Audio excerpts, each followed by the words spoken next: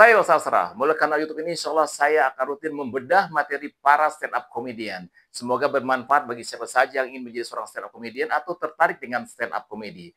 Kali ini saya akan membahas materi dari Regen yang saya ambil dari kanal YouTube Stand Up Kompas TV yang diunggah pada 15 September 2020. Tentunya saya sudah nonton sebelumnya ya. Di video ini setidaknya ada 3 set yang saya lihat yang dibawakan Regen. Pertama adalah pengaman Regen ketika naik motor berhenti di lampu merah kemudian bertemu dengan pengemis. Yang kemudian yang kedua adalah pengaman Regen ketika naik Kopaja dan di Kopaja bertemu dengan pengamen. Kemudian yang ketiga adalah pengalaman Regen sebagai anak kos yang lapar di tengah malam terus ke warung. Jadi supaya nyambung, saya membedah materi ini dengan teman-teman yang menonton. Kita nonton dulu bersama-sama, baru kemudian kita bedah materi dari Regen. Gue ngerasain Jakarta tuh keras banget, beneran Jakarta tuh keras banget. Kenapa gue ngomong gitu? Karena gue pernah lagi naik motor di lampu merah siang-siang, ada anak kecil ngemis. Anak kecil ngemis umur 6-7 tahun. Dan gue yakin ini bukan kemauan dia. Ini antara disuruh atau ini emang diajarin kayak begitu. Karena kasihan gue kasih 2.000, tidak. Tapi dia ke belakang manggil teman-temannya. 8 orang nyamperin motor gue. Ngemis lagi, bang minta bang. Sambil nahan ban depan motor gue lagi, bang minta bang. Ada yang megangin rem, bang minta bang. Ada yang mainin spion, bang minta bang. Ada yang duduk di lengkungan, bang minta bang. Ada yang ngegas, bang minta bang. Jadi ikhlas.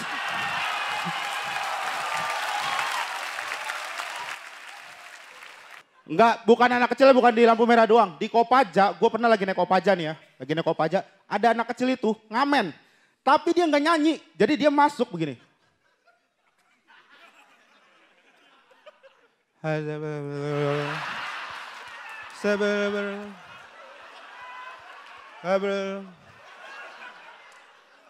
Terima kasih. Hei!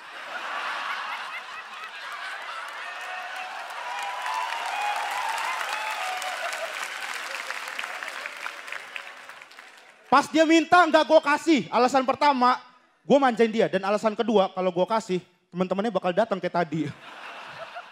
Tapi bapak-bapak di samping gue malah ngasih 20.000. Ya gue langsung tegur, pak gini pak.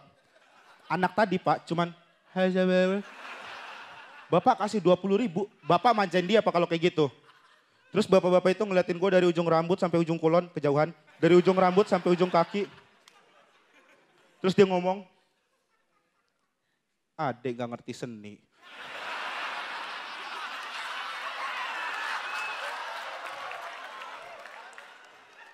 Itu seni dek. Kayak lukisan, ada lukisan abstrak, ada lukisan indah. Ade ini kan mahasiswa, baju ade bagus, celana ade bagus, sepatu ade bagus, handphone ade bagus. Masa ade gak kasih? Ade malu sama bapak dong. Iya ya pak, saya kasih 50.000. Nah gitu dong dek, enak pulang. Loh 50.000. 50.000 coy, cuma 50.000.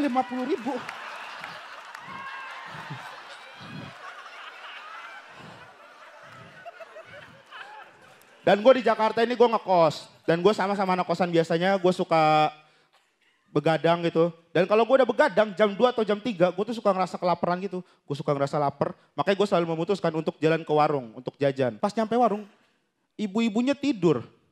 Ya tidur lagi, mau gak mau gue bangunin kan. Bu, ya.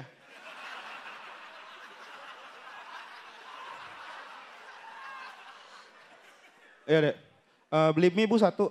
Oh iya, berapa bu? Hah? Gini dek, saya lagi tidur nih.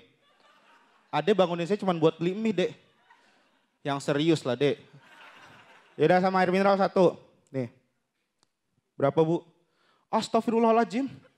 Saya lagi tidur, mimpi indah, Ade bangunin saya cuma buat beli mie sama air mineral. Jangan bercanda, dek. Ya udah sama kerupuk 1. 1 doang, sekaleng. Sekaleng doang. Ya udah semua belanjaan ibu saya beliin semua. Mampu bu. Oh gitu, bangunin saya cuma buat sombong.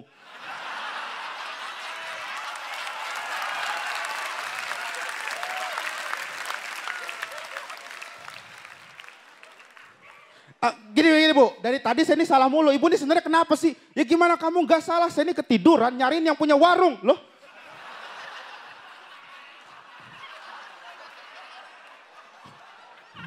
Gini deh bu. Lagi dia mau ngapain tidur di warung orang? Ya habis mau ngapain lagi? Ngamen ke? Oke. Terima kasih semuanya boleh kartunya gue Regen. Baik, saya sudah mencatat ya penampilan dari Regen tadi. Ya di awal saya mengatakan bahwa ada 3 set. Set pertama adalah pengalaman Regen ketika naik motor berhenti lampu merah, kemudian bertemu dengan pengemis ya anak kecil. Kemudian set kedua adalah pengalaman Regen ketika naik Kopaja bertemu dengan pengamen anak kecil lagi. Kemudian di set yang ketiga adalah ketika sebagai anak kos lapar tengah malam terus ke warung. Nah, jadi pengalaman-pengalaman Regen inilah kemudian dijadikan setup oleh Regen. Jadi setup pertama adalah tentu kita bisa lihat tadi sama-sama adalah ketika berhenti di lampu merah. Kemudian datang anak kecil ya yang ngemis, kemudian manggil teman-temannya. Nah, disitulah Regen membangun punchline-nya. Jadi pada set pertama itu punchline dibangun dengan mendramatisir keadaan. Ya, kita lihat kan keadaan yang terjadi itu yang didramatisir oleh Regen untuk bisa mendapatkan punchline. Pada set kedua pengalaman Regen ketika Kopaja bertemu dengan pengamen cilik, ya punchline-nya itu dibangun dengan menirukan cara anak tersebut ngamen. Kemudian punchline berikutnya adalah obrolan Regen dengan salah seorang penumpang yang ada di Kopaja tersebut. Ya, di situ ya sambil ngobrol itu ada setup-nya, ada punchline-nya gitu ya. Dan puncak dari punchline-nya adalah ketika bapak-bapak yang ngobrol dengan Regen itu ternyata adalah bapak si anak yang ngamen itu. Ya. Atau setidaknya kenal lah ya si bapak itu dengan anak yang ngamen itu. Itu puncak punchline-nya yang dibangun oleh Regen. Yang ketiga ya setup-nya Regen ke warung, kemudian punchline-nya dibangun adalah interaksi antara Regen dengan si ibu ya si ibu yang penjaga warung tidur mau dibangun oleh Regen gitu ya sehingga muncul kata-kata sombong segala tadi itu yang membuat penonton tertawa. Jadi punchline-nya dibangun dengan mendramatisir ya keadaan ya pada malam itu obrolan Regen dengan si ibu. Jadi kalau kita lihat juga sebenarnya dari 3 set ini Regen menggunakan teknik visualisasi cerita. Nah, teknik ini kalau tidak hati-hati memainkan bisa nanti seorang stand up comedian itu terjebak pada menceritakan cerita lucu. Jadi bukan stand up lagi, tapi menceritakan cerita lucu.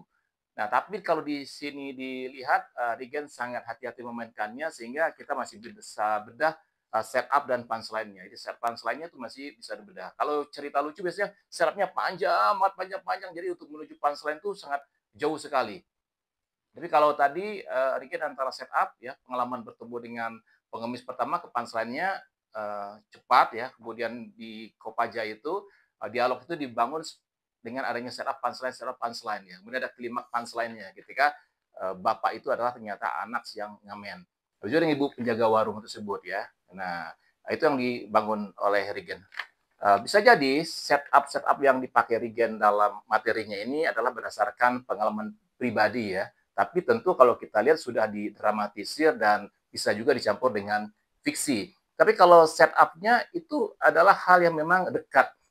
Artinya orang juga punya pengalaman ketika di lampu lalu lintas ya, ketika lampunya merah berhenti itu ada pengamen dengan berbagai gaya, berbagai usia, berbagai cara gitu ya. Kemudian ketika naik angkutan umum yang punya pengalaman naik bis, naik Kopaja, Metro Mini, bahkan angkot juga ada pengamen ya yang masuk tuh dengan berbagai gaya, berbagai usia, berbagai cara gitu. Itu bisa menjadi setup tersendiri ya. Tinggal mengolah punchline seperti apa. Itu yang dijadikan Regen sebagai setup. Ya. Itu juga ada interaksi dengan penjaga warung. Bisa aja kita warung apa aja, ketemu ibu penjaga warung, mau penjaga warung, itu juga bisa menjadi suatu setup. Karena memang anak kos ya pasti banyak mengalami tengah malam lapar, kalau di rumah enak ke dapur tuh gimana gitu ya. Atau pada anak kos ya mau misalnya pesan online juga duit terbatas mungkin lebih jalan ke warung. Nah, jadi setupnya situ ya rasa lapar tengah malam kemudian diolah punchline-nya interaksi dengan si ibu tersebut.